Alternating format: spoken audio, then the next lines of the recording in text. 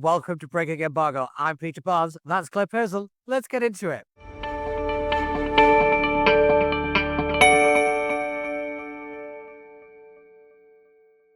First of all, Claire, thank you so much for agreeing to sit down with us. I know you're incredibly busy, and it's just amazing that you've managed to find the time. For those who don't know, Claire is a former special advisor and what my mother would call an all-round good egg political commentator here, there, and everywhere. You know, me and Claire have this thing where we keep running into each other in green rooms. We never work together, but we just keep passing each other in green rooms. Isn't that right? That's right. We can sort of see each other at ridiculously early mornings. And it's always nice to kind of run in and have a bit of a catch up. But actually, a sit down like this is a perfect way of solving all the world's problems. Yeah, definitely. But I can't help but notice how early in the morning it seems to be every day. We have just the breakfast shows. We really do. But yeah, like I said, Claire, you were a former special advisor for the immigration side of things. So, you know, there's a major policy area, back, since day dot, really. I was wondering, where has this all gone catastrophically wrong? Because we keep hearing this thing about the civil service and, this blob, I think Donald Trump calls it the swamp, seem to working against elected governments and all this kind of thing. Is there really anything to this? Is the Sir Humphrey real in British politics? Yes, you do come across them. Now, I was at the Home Office, as you've said, which is an enormous department and it looks after so many different things that are important in everyday life. My remit was immigration, so we looked after passports, asylum and detention. We looked after all sorts of things like small boats, which weren't a massive issue, I have to say, when we were at the Home Office. But we were looking at deportations and the delays in the asylum system and how do you deal with those and where do you put people? So that's just one department in the Home Office. It's one of those departments that I think is absolutely primed to need breaking up. You cannot have a Home Secretary who is all over police, drugs, immigration, national security. You can't have all of that and have that person know exactly what is going on at any given time. So I think there are problems with departments being set up to take on too many jobs. Yeah, I was always very skeptical when they put the Foreign Office and the International Development Office together. I thought that was a catastrophic idea. I have long argued the Home Office is far too big. The idea that one person is responsible for such a remit, even in the corporate world, you would be laughed out of the room because it's just so vast and the things you're dealing with are so important as well that things do fall through the cracks. And people will say, well, you've got ministers, but realistically, the buck stops with the Home Secretary. So the idea that they can just keep abreast of everything, I've always found pretty laughable. But the one thing I think Keir Starmer and the Labour government are finding right now is how slow government actually moves. They're racing ahead saying they want to go further and faster, but I think me and you both know that's not going to happen. No, it isn't. But I do think Parliament also has a side to play in this. It isn't quite as simple as just blaming the civil service. Now, there are faults. There are many, many faults within the civil service. But I think government itself is slow to decide what policy areas it wants to concentrate on. Parliament then has to allow time for that. So you have to go and bid for time. So it's almost like going and bidding for your holiday season. You need to go in there, you need to come up with a good story and say, this is why we need 3 hours of protected time in the chamber of the House of Commons. So that process itself is very slow. You may not get it. And the parliamentary terms being as they are with the many recesses that we have, your sitting days are actually numbered. And if you want protected time, which is your time for this particular issue in the House of Commons, you have to put forward an adequate story as to why you need it, how many votes you think there are going to be, and what is the monetary aspects. And I think people forget that whatever you put through legislation-wise, there's going to be a cost to it. So you need to look at what your money resolution is. And this then will deem how many hours you're allowed to have, how many days you're allowed to have, and whether you're expecting this to go to the House of Lords and things like that. That process alone takes months to even get in front of somebody to say, this is what I want to do. Civil service side, you need to ask them to look what your particular policy promise is, whether that is reducing net migration. So you want to look at legal migration. So you'll have a team looking at that. They will come back to you with some very thoughtful documents. It's no bad thing. There were some real experts and they come back with some really sensible information. But half the time that's going to take, 10 days to get a document back. It's going to be enormous. You have to then whittle it down, present it to a minister. So you can see that the process is so paper-driven, it's so document-heavy. The MPs, especially ministers, just don't simply have time to look at 400 pages of this very worthy document that's been chucked on their desk. So I think that we need to be able to look at how best we can use technology, how best we can look at the people that we've got and say, your writing skills need to change. I don't need handwritten notes. I just don't need a document that's 400 pages. If you can get that down to 10 with a proper executive summary at the front, we might be in business. So I think a lot of things need to change. The civil service is very resistant to that because they want to make sure they have covered every eventuality for what you're looking at and given you the cost of it. So whenever you're looking at something, whichever policy you're looking at, you need to look at taxpayers' money is going to be spent. How much is it? And is this worthwhile? So I think the whole process could just be a lot better, but governments are incredibly slow at looking at what technology can help. And they're very frightened of things like AI coming up that could make an absolute difference and could be a hell of a lot better than somebody sitting in a darkened room writing down notes every second of the day. Yeah, I have to admit, as one of those people, we would be very nice to be let out of the room once in a while. Yeah, absolutely. There's more benefit to you being out of the room and actually coming up with something that's going to be beneficial. And if it's not quite right, you're given the opportunity to go back really quickly and make amendments. Why do you think governments are so resistant to that, though? They don't understand it. I think MPs themselves are put into these roles with absolutely zero experience. Now, it's not necessarily a bad thing that you've got people that need to learn about a subject, because I think that's the best way you can pick it up is actually by doing something. But they're also, I think, trodden down a little bit by, well, this is how it is always done. And I think they get stuck in that, okay, this is how a department runs and this is what a government minister does. And we can't possibly rock the boat. And if you're a junior minister, the minute you try and say, I think we can change this for the better, you'll get laughed out of the room because the civil servants who have been there for a long period of time or at a certain level in the hierarchy, that they can just say, no, this doesn't work. And I think that largely it is the understanding. What can technology do? How can it help? What can you do in order to protect data, for example? They don't quite understand that, so it all gets a little bit frightening, so they just don't touch it. I've always said we don't have to worry in this country about somebody stealing our data. A civil servant will leave it on a train somewhere. Usually that's what happens, isn't it? I mean, it is, yeah. There was a spate of those at one point leaving laptops everywhere. It's always struck me as a big red flag, no matter where I've worked or what it ever did. When you ask somebody, why do you do it? And they say, oh, that's the way it's always been done. That is a big red flag situation. And I can just imagine Whitehall being full of those kind of situations. But broadening it out, I think the one thing people don't realize is that some things are slow for a reason. This stuff is very important and you do have to take your time on it. And I think people are expecting immediate change. I think that's a little naive on their part, kind of realizing that, like you said, this is taxpayers' money and it's people's mortgages, it's homes, it's livelihoods, it's things that are really, really important. And sometimes going a little slower is sometimes for the best. And I think this is where, those people expecting radical change need to understand what the word radical actually means. And maybe, it's not always a good thing, because one place that I do think we need a lot of change in is our local government. Now, obviously, we've had the local elections and we've got all the data and all that kind of stuff we can go through. But realistically, for me, local government has become the dumpster fire of British politics.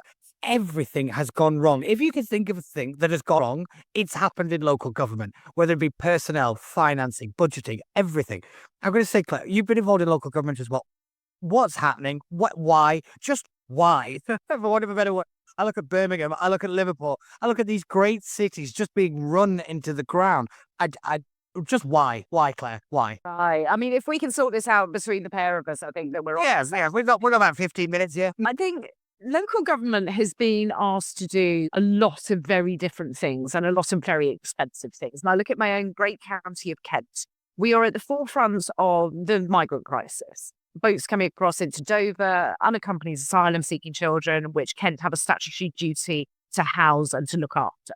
See, that's one side of it. So that was a cost that we never knew 20, 30 years ago. We didn't understand how that was going to affect the county. You've also got things like education. You've got special educational needs and the associated transport costs, for example, that go along with those. That has widened out as the population has increased, be that by migration or just general population increase and building new houses in the southeast. You suddenly have an awful lot of children, you have an awful lot of school places to find. And if you as a local authority cannot put a child in a school that is close by, you have to fork out for the transport of that child to and from school every day. That is your statutory duty. And I think that we have forgotten that the council tax collected by local authorities will only go so far. local government grants that used to come down from central government have largely stopped. So I think all of these large authorities have had a lot to do with very little money. And there are some that have been exceptionally bad at managing staff contracts, managing contractors. For example, look at Birmingham, where we are with the bin strikes. That is a particular failure in learning how to deal with a contractor. But I think that we just expect so much for very, very little. And it's easy to blame this sort of faceless organisation as all the fault of the council, when actually they are trying to deal with a lot of things they have to deliver. They have to deal with adult social care. We have to look at where our older people are going. We also have to look at children. We have to look at things like leisure centres. And people forget that. The minute you shut a leisure centre, everybody is up in arms over it. But they don't realise the enormous cost of, say, a swimming pool.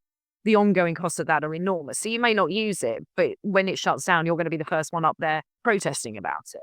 So what we understand a local authority does, I think, is actually far removed from what it does do.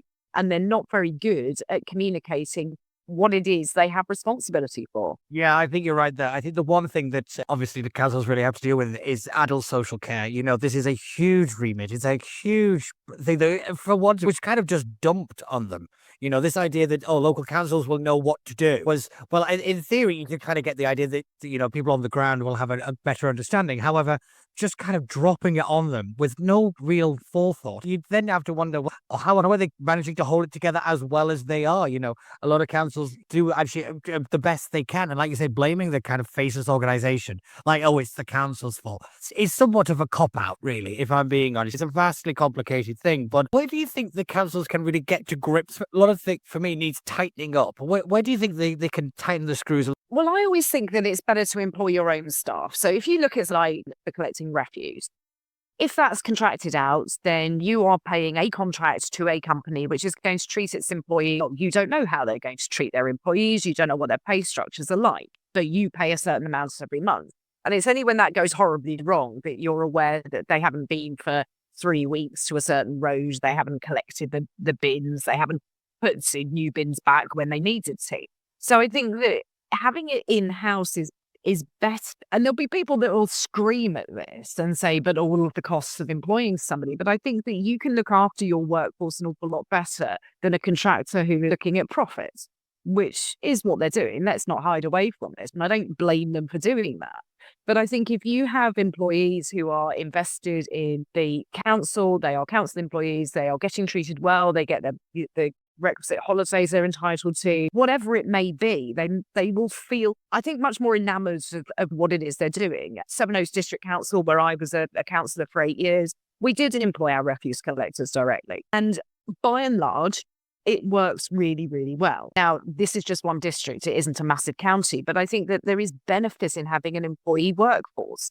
What we did during the pandemic with those workers who weren't necessarily being utilised in the proper way, things like traffic wardens, we were managing to then put them over to help with the COVID effort of getting food out to vulnerable people. You can reallocate resources to where you need them. And I think that is much better. And larger business, private sector do it really well. They look at where their needs are, they look at where the pressures are, and they can move people around so it can be more effective.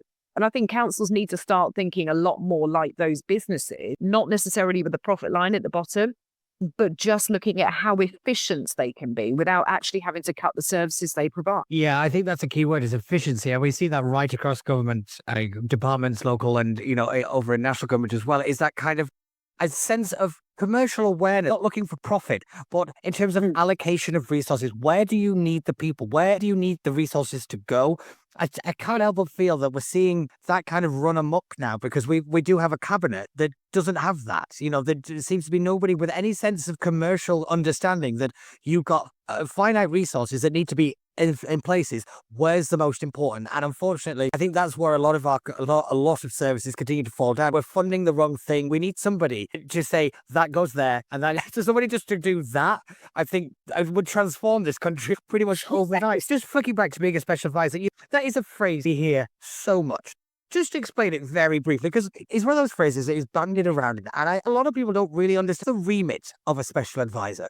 It's a very funny position. You're kind of a shadowy position, somewhere in between politicians and the civil service. So you are a political appointee, that's a given, but you run this gauntlet between making sure that the civil service understands what it is the politicians want and try and shape the messaging backwards and forwards between the pair of them. For one example, I was talking about the immigration health surcharge, which I think everybody has now heard of. And at the time, we needed to increase it. But I had to go between civil servants at the Department of Health, because it covers the health service, civil servants in the immigration space, ministers, and then all of the top people in other parties like the DUP and also the Liberal Democrats. With the opposition, we were okay. We could deal with them. We had a bit more of a relationship, but you had to go on outreach, I like to call it, with MPs from the DUP who look at you suspiciously and say, you're from the Home Office, what on earth is it you want? Because you have to get everybody to sign off and everybody to agree that you, Minister of the Home Office, can lay down statutory instruments in the House of Commons that is going to increase the costs to those people coming in the country.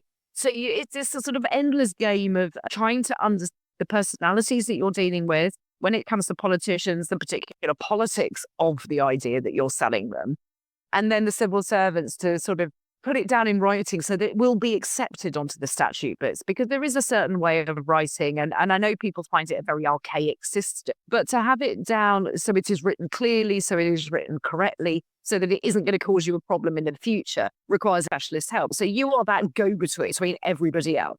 Yeah, I think that's really important to kind of explain what it is people like yourself did, because sometimes it's the shadowy figure of politics. And often at times, we're just the people that get you in the room. And that's essentially what it is. And like you said, you're the right hand of a lot of ministers. You're there to kind of get things done. And I feel like a lot is dumped on special advisors in terms of blame. It's a key role to getting government going. Like we were talking, government is slow, civil service is slow. So sometimes it needs a bit of a kick up the backside, really. And that's what special advisors do. And yeah, I feel like at times so much is blamed on this shadowy-esque figures of politics, when realistically it's just a slowness. And did it ever infuriate you at times just for how slow things got done? Oh, enormously. It's so frustrating because even the simplest thing took forever, and you had to go through a rubber stamping process of 10 different civil servants, and then you had to get it through the doors of number 10.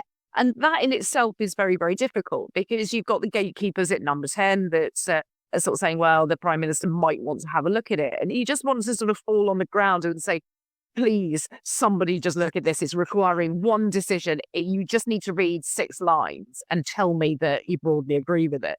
So it is frustrating. And I think that ministers quite often forget, once they're in a department, that they haven't forgotten their roots, I suppose. They don't see their colleagues very often. It's very easy to be locked in a department and be pulled 4 different which ways of a morning. Your colleagues are the ones that you need to help, and they need to be able to help you. That breaks down. I mean, you see it with number 10. You try and get up the street in number 10, and it's almost impossible. And you sort of think, but we are here carrying out the business of the Prime Minister, the wishes of the Prime Minister and their political party, that I can't even get in to see the advisor who is dealing with the immigration space. It is so frustrating. You just want to knock people's heads together and say, not the enemy. Exactly. You're not answering your phone. You're not answering your email. I'm trying to get an appointment with you, but you're telling me that it's going to be a month's time. Well, this is all going to blow up in our faces if we're not careful. So you then learn very, very quickly that you find people in the House of Commons, which is why the access to the House of Commons is so important. You find them hiding in corners in Portcullis House or around the chamber, and you just have to do your business like that. So it isn't quick, but you have to learn how to kind of shortcut the system. Oh, 100%. I think I've done more parliamentary business in the corridor of Portcullis House than I have anywhere else, if I'm being brutally honest. It's not the point, is it? It's you kind of have to trap them in. Like, it's like big game hunting or something like that. You're like, oh, they're barring tell. Oh, look, there's a wild-spotted minister wandering around. And it's exactly like that. You can be in the middle of a conversation with somebody and bear with me, and then absolutely leg it across Portcullis to go and capture the person that you're looking for. That's what we do. Yeah, you consistently got one eye over somebody's shoulder, consistently looking if there's somebody that you need to talk to. Politics and the drinking culture gets a very bad name. But I actually think I've got more done in those kind of situations in terms of just getting hold of people than you actually do formally. And I think it's an really interesting point that you make is we're on the same side. Why is that difficult? And I think it goes back to what Margaret Thatcher once said about somebody going native. In other words, they've lost their roots. They've lost that kind of, you're part of a big thing here. We're not trying to catch you out. Where does that mentality of you get separated from the herd, to carry on the metaphor, you're so much more protective of yourself. Do you think it's a responsibility issue? Where does that come from for ministers? I think it's a little bit of all of that. MPs by nature are quite fragile. And you go through this whole process to become an MP, this enormous popularity contest of a general election. You get into that place and you want to do good. The majority of MPs that end up there want to do good things. And then suddenly you're overthinking. Well, what does blogs think of me? What if I do this? How is that going to reflect on me and my constituents and my electoral progress in the future? So I think that they have all of these things and just their level of confidence actually isn't great. When they're in front of a camera, everybody thinks, what a bunch of arrogant idiots. But when you speak to them one-on-one, they're not. They're really not. And they are concerned about if they're doing a good job, how they're going to do a good job, can they go speak to somebody without them thinking that there's a gotcha moment coming in the bag. So I think that the whole bubble of Westminster, you add in journalists hiding around a corner listening in, then you're in real problems. Yeah, definitely. And I think the bubble analogy is quite right to talk about the fragility of it. It will burst. You've got to manage it. MPs are very aware of this thing, and this idea that they're all in it for themselves and everything. I've never believed it. For as long as I've been working in the Westminster scene, I've never really seen the one that's in it for themselves. You see the bits of the arrogance every now and then, but it is very, very firmly slapped out of them by somebody much more senior. That is always fun to watch. I think that there's always this innate worry that they're never going to do a good enough job because by and large, they are perfectionists by nature. There'll be psychologists out there listening to this. They're a very interesting breed to have a look at because I do think that they are really quite delicate. It's not a bad thing when you're looking at how you're affecting somebody's life. You need a certain amount of empathy. But it's also the level of expectation for them is so high. Everybody wants an answer there and then, and they want them to sound like Margaret Thatcher or Tony Blair or somebody with gravitas. And you can't be like that all of the time. Now, in most jobs, if you say, I don't know, let me go and find out, people accept that as perfect.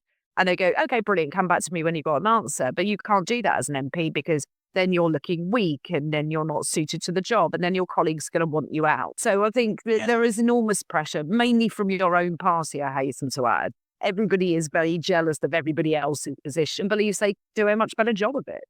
Yeah, it's one of those things. The worst you can do is climb the ladder because everybody else wants to pull you down. I think our culture around dealing with politicians isn't great because we put them on pedestals literally to push them off. We don't lift them up to celebrate them. We lift them up to push them down. And I think the country has a lot responsibility to bear when it comes to why we're having terrible MPs. Is because the really good ones you scare away. The idea now of wanting to be an MP is just idiotic to me. I mean, when I was young, I think anybody interested in politics wants to do it. I've been around it now. It's the worst job ever. Yes, yeah. But it could be the most rewarding, but it's the worst job.